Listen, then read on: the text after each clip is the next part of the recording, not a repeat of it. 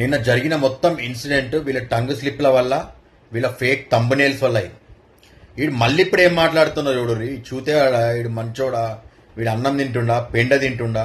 ఇప్పుడు అంట మహేష్ గౌడ్ ఇంటి మీదకి దాడి చేయరి, రేవంత్ రెడ్డి ఇంటి మీద దాడి చేయరి, అప్పుడు మేము ఒప్పుకుంటాం మీరు మొగోళ్ళనా అంటున్నాడు. ఇంక సిగ్గు శరం ఉందా ఏమన్నా? ఇవి రెచ్చగొట్టే వ్యాఖ్యలు కాకుండా మంచి వ్యాఖ్యల వచ్చినట్టు ఏమి అనలేరు. ఏమన్నా కానీ అంటే మాత్రము కాళ్ళు చేతులు ఇరుగుతాయి. మరి ఇప్పుడు మహానీస్ మీద దాడి చేశారు. మరి ఇదే మేమేం వేసాము, వాళ్ళు మాట్లాడిందే కదా. రకుల్ ప్రీత్ అనేసి దానికి సంబంధించినటువంటి రకుల్ రావ్ అని సీఎం రేవంత్ రెడ్డి అన్నాడు కదా. హీరోయిన్లను కూడా దీనికి సంబంధించి ఫోన్ టాపింగ్ లో కూడా చేశారని చెప్పేసి మహేష్ గౌడ్ చెప్పాడు కదా. ఫ్యామిలీకి సంబంధించిన ఫోన్లను కూడా వెళ్ళారన్నా. ఇప్పుడే ఒకటేరా రేవంత్ రెడ్డి అన్నాడు, మహేష్ గౌడ్ కూడా అన్నారు కదా.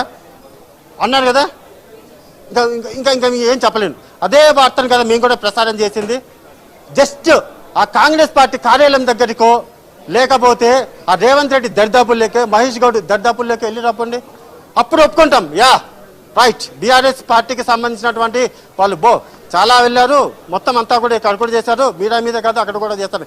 చేతగాని నాయలారా, చేతగాని పనులన్నీ కూడా మీడియా ఛానల్లో ఎవరు లేరు కదా అనేసి వచ్చి చేసినంత మాత్రం పెద్ద పోటుగాళ్ళు ఏమో అయిపోతున్నా.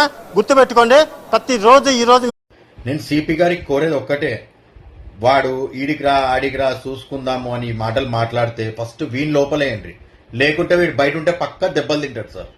మీ ఇష్టం.